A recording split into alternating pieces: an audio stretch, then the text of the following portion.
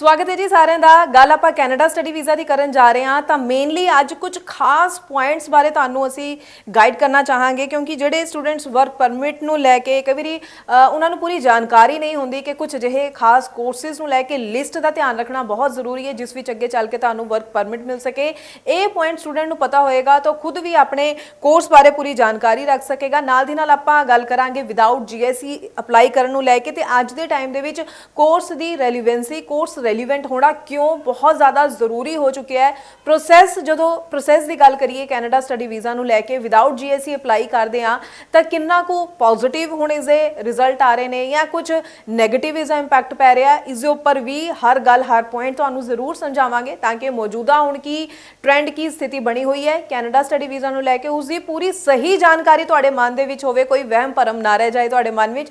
स्वागत है जी, मैं हाँ हरजोत कौर और पूरी इन्फॉर्मेशन तुहाडे नाल सांझी करनगे स्टडीज़ केयर अब्रॉड तो चंडीगढ़ ब्रांच हैड अनीता पंडराल जी साडे नाल ने। बहुत बहुत स्वागत है अनीता जी, सत श्री अकाल। सत श्री अकाल जी। सो अनीता जी, वैसे तो रेगूलर कैनेडा स्टडी वीज़ा नू लैके आपां जिन्नी वीडियोज़ बना रहे हैं, लाइव भी तुसी शो कर रहे हो, उसदे विच भी तुसी स्टूडेंट्स नू बहुत चंगे ढंग नाल गाइड कर रहे हो कि घबराने की कोई जरूरत नहीं है। जिहड़ा नैगेटिव जो माहौल बनता पिया अजिही कोई भी गल नहीं है, बल्कि प्रोसैस बड़ा फास्ट चल रहा है, बहुत जल्दी वीज़ा भी आ रहे हैं। सो अज जिहड़े जिहड़े पॉइंट्स की मैं गल कर रही हाँ, एक तो वर्क परमिट कोर्सिस नू लैके स्टूडेंट किवें उस लिस्ट बारे जान सके जिस विच वो अपने कोर्स दे अगे चल के उन्होंने वर्क परमिट मिल रहा है या नहीं मिल रहा, उसकी जानकारी खुद रखे और विदाउट GSE अपलाई करन नू लैके भी स्टूडेंट्स नू दसो प्रोसैस किस तरीके नाल हुण डिफरेंट हो गया पहला नालों और कोर्स दा रेलीवेंट होना अज दे टाइम विच होर भी ज़्यादा जरूरी क्यों हो गया। जी सो मैम, अभी अगर मैं बात करूँ तो स्टूडेंट्स बहुत ज़्यादा कंफ्यूज हैं, उनको कहीं ना कहीं इस चीज़ की नॉलेज नहीं है कुछ स्टूडेंट्स को कि कौन से कोर्स को अप्लाई किया जाए जिसमें वर्क परमिट है, कौन से कोर्स में ना अप्लाई किया जाए। कहीं ना कहीं वो एजेंट और कंसल्टेंट पे बहुत ज़्यादा डिपेंडेंट है इस चीज़ को लेके। लेकिन मैं यहाँ पे क्लियर कर देना चाहती हूँ कि IRCC ने 5 जो चीज़ें हैं वो अनाउंस करी हैं, 5 जो कोर्सेज हैं, स्ट्रीम्स हैं, वो अनाउंस करी है कि अगर आप उन स्ट्रीम के अंडर किसी कॉलेज में डिप्लोमा लेवल के प्रोग्राम में अप्लाई कर रहे हो तो then you will get the work permit. वो स्ट्रीम में एक बार फिर से आपको बताती हूँ, वो जो स्ट्रीम है अगर आपने एग्री बिजनेस के रिलेटेड कोई भी प्रोग्राम है आपका, then you can apply, you will get the work permit in the colleges, public funded college होने चाहिए। दूसरा जो है उसके बाद है फूड प्रोसेसिंग के रिलेटेड जितने भी प्रोग्राम्स है, तो फूड प्रोसेसिंग में भी अगर कोई स्टूडेंट है वो फूड प्रोसेसिंग स्ट्रीम के अंडर जितनी भी प्रोग्राम्स है they can apply, there is no problem at all.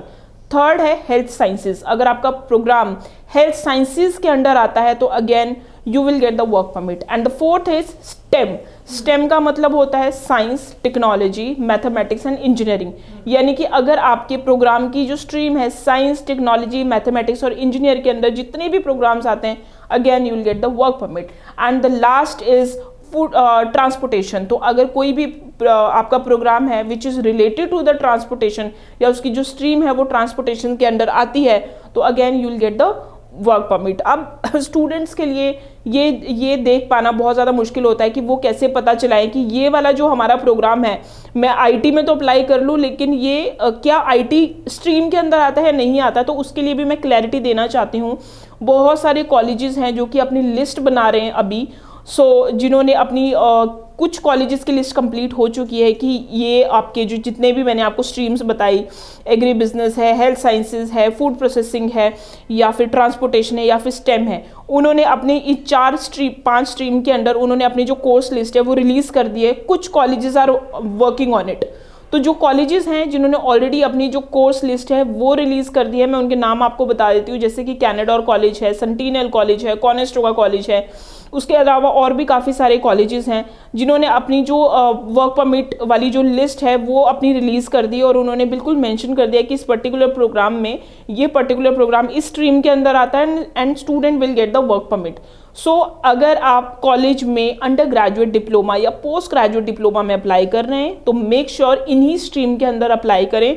मैंने आपको कुछ 3-4 कॉलेजेस के नाम बताए हैं जिनके रिसेंटली अभी जो कोर्स लिस्ट है वो रिलीज़ हो चुकी है, कुछ कॉलेजेस की अभी रिलीज़ होनी बाकी है। तो you please ask from your agent अगर आपने कहीं से भी एप्लीकेशन अप्लाई किया। Otherwise if you are confused then you can call us so that we can guide you. इसके बाद बात करते हैं हम कि जो स्टूडेंट्स हैं इसमें जितनी भी स्ट्रीम्स मैंने आपको बताई है ये बेसिकली वो वाली स्ट्रीम है जिसमें कि नॉन मेडिकल का स्टूडेंट अप्लाई कर सकता है, जिसमें कि आपके पास जो स्टूडेंट है जिसने इंजीनियरिंग कर रखा है वो स्टूडेंट आपका अप्लाई कर सकता है, मेडिकल वाला स्टूडेंट अप्लाई कर सकता है, लेकिन अनफॉर्चुनेटली कॉमर्स वालों के लिए इसमें इतनी ज़्यादा ऑप्शंस नहीं मिलेगी। तो जो स्टूडेंट्स हैं, जो कॉमर्स वाले स्टूडेंट्स हैं, यानी कि जिन्होंने कॉमर्स 12th कॉमर्स कर रखा है, तो मैं आपको रेकमेंड करूँगी कि आप बैचलर डिग्री के लिए अप्लाई करें यूनिवर्सिटी में, सो दैट आपका जो वर्क परमिट है वो इजीली आए। और अब बैचलर डिग्री की बहुत ज़्यादा रिक्वायरमेंट नहीं होती, पहले की तरह नहीं है। बहुत सारी बैचलर्स डिग्री आपको 3 साल की भी मिल जाएंगी, 4 साल की भी मिल जाएंगी। आपके सर्टिफिकेशन में बैचलर डिग्री मेंशन होना चाहिए, देन उसके बाद कोई प्रॉब्लम नहीं है। अगर आप 4 साल की डिग्री नहीं करना चाहते हैं, आप इजीली आपको 3 साल की डिग्री भी मिल जाएगी। अब अगर मैं वीज़ा प्रोसेसिंग की बात करूं, देखिए कनाडा हमेशा से कोर्स रेलेवेंसी पे बहुत ज़्यादा ध्यान देता है। मतलब अगर आपका कोर्स रेलेवेंट है तो वीज़ा आता है, कोर्स रेलेवेंट नहीं है तो रिफ्यूज़ल भी आ जाता है। तो कोर्स रेलेवेंसी को बिल्कुल ना भूलिए। ये वर्क परमिट की लिस्ट के चक्कर में ऐसा ना हो कि आप उस प्रोग्राम में अप्लाई कर दो जिसमें वर्क परमिट मिले, बट बाद में वापस जाके देखो तो आपके प्रोग्राम में कोई रेलेवेंसी ही नहीं है। अगर कोई स्टूडेंट ऐसा करेगा तो उसको डिफ़िकल्टी का सामना करना पड़ सकता है, ये मैं आपको एडवांस में ही बोल रही हूँ। सो ज़रूर ऐसे कंसल्टेंट से गाइड करें आप जिनके पास प्रॉपर नॉलेज हो और जिनके पास प्रॉपर एक्सपर्टी हो कनाडा डेस्टिनेशन की। सो अगर मैं बात करूँ तो अगर आपके पास जैसे ही आपका ऑफर लेटर आ सकता है, आप मई के लिए भी अप्लाई कर सकते हैं, सितंबर के लिए भी अप्लाई कर सकते हैं। मई के लिए जैसे आप अप्लाई करेंगे, मेरी रिकमेंडेशन ये है कि आप 1 साल की फ़ीस के साथ जाएं। आपकी 1 साल की जो फ़ीस है वो 10 से 11 लाख के करीब होगी। GIC no problem, there is no problem at all. GIC की कोई रिक्वायरमेंट नहीं है, आप विदाउट GIC अप्लाई कर सकते हो। यानी कि आपने अपने सिर्फ 1 साल की ट्यूशन फीस पे करी और दूसरा जो पैसा है वो आपने फ़ंड शो कर दिए।